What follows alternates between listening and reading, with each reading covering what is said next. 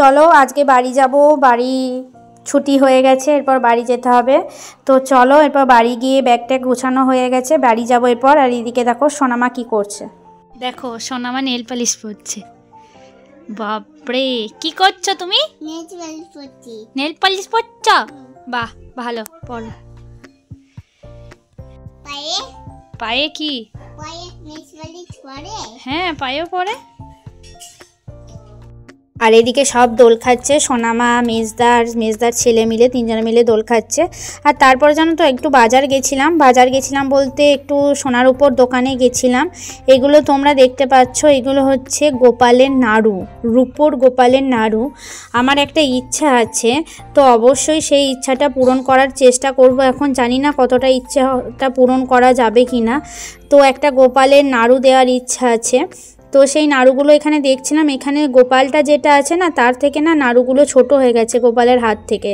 তো এই সাইজটা মানে বলে রেখেছিলাম, কিন্তু সাইজটা ঠিক হলো না, একটু ছোট হয়ে গেল। সেই জন্য আমাদেরকে আবার ফেরত দিতে হলো, কারণ আবার বললাম যে একটু বড় করে দেবে, না হলে মানে হাতের ঠিক মাপের তো হবে না, যেরকম হাত সেরকম তো মাপের হতে হবে, না হলে তো মানে দেখতেও একটা ভালো লাগবে, সেই দায় সারা দেওয়া সেরকম। তাতে যদি একটু বেশি লাগে, রূপো লেগে একটু বড় করে না করলে সেটা একটা ভালো হবে না। তো সেই জন্য দাদুর কাছে এসেছিলাম একটু মানে কি বলে রূপোর নাড়ুটা দেখতে। আর এদিকে সোনামার বাবার হাড়টা কেটে গেছিলো, ওই হাড়টা একটু পাতলা হয়ে গেছিলো বলে সেই জন্য আবার নতুন করে একটা হাড় নেওয়া হচ্ছে, একটু মোটা আর অনেক লম্বা হাড় পরে সোনামার বাবা। তো সেই জন্য বললাম এটা ভালো লাগছে, এটা নিই না। ও বললো এটা খুব ছোট হয়ে যাচ্ছে। আমি বললাম আর কত বড় নেবে, প্রচুর বড় বড় লম্বা হাড় পরে সোনামার বাবা। তো সেই জন্য একটু সেটাই মাপ করে ওজন করে মানে চেঞ্জ করা হবে, পুরোনোটা দিয়ে নতুনটা আবার নিয়ে নেওয়া হবে।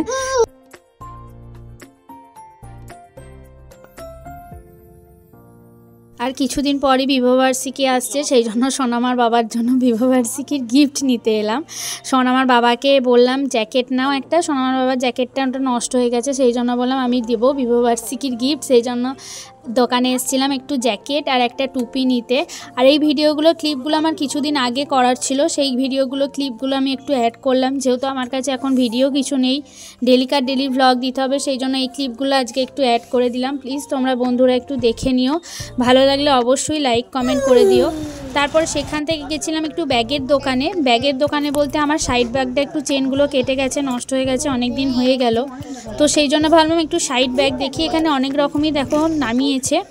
তো এখন এই ব্যাগগুলো চলছে, এগুলো ভাবলাম নেব। অনেকগুলো দেখলাম, কিন্তু তার মধ্যে আমার এটাই বেশি পছন্দ হলো।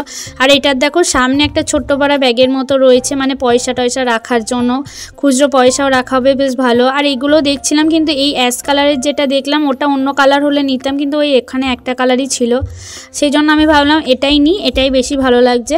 তো সেই জন্য ফাইনালি এটাই নিয়ে নিলাম। আর একটা ছোট্ট বোতল নিলাম, কি বলো তো সোনামার বোতলগুলো ডিজাইনার আর তো ব্যাগে একটা ভরলে অনেকটা উঁচু হয়ে থাকে, সেই জন্য এই প্লেন বোতলগুলো নিলে, ব্যাগে নিলে, টিফিন একটা বোতল নিলে অনেক দিন হয়ে যায়।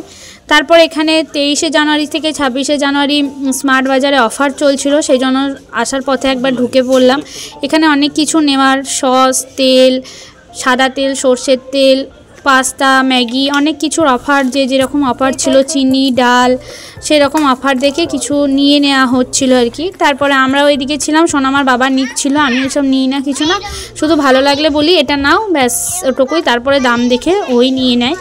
তারপর এখানে সব একটা একটা করে নিচ্ছিল। আর ওই ভাই একটা পেয়েছে, ভাইটা একবারে ছুটে বেড়াচ্ছে গোটা স্মার্ট পয়েন্ট। সত্যি বাচ্চারা একটু ফাঁকা জায়গা পেলে কি করব ভাববে না, সোনামা যেমন ভাবে ওইটা ওর বাবারই দোকান। যাই হোক, তারপরে সোনামার বাবা এখান থেকে বিলটা করিয়ে নিচ্ছিল। আর এদিকে সোনামার জিনিস আর কি পেয়ে গেছে। তো চলো আজকের ভিডিওটা এখানেই শেষ করলাম, ভালো লাগলে অবশ্যই লাইক কমেন্ট করো। সবাই ভালো থেকো, সুস্থ থেকো, আবার দেখা হবে কালকে নতুন একটা ভিডিও নিয়ে। টাটা।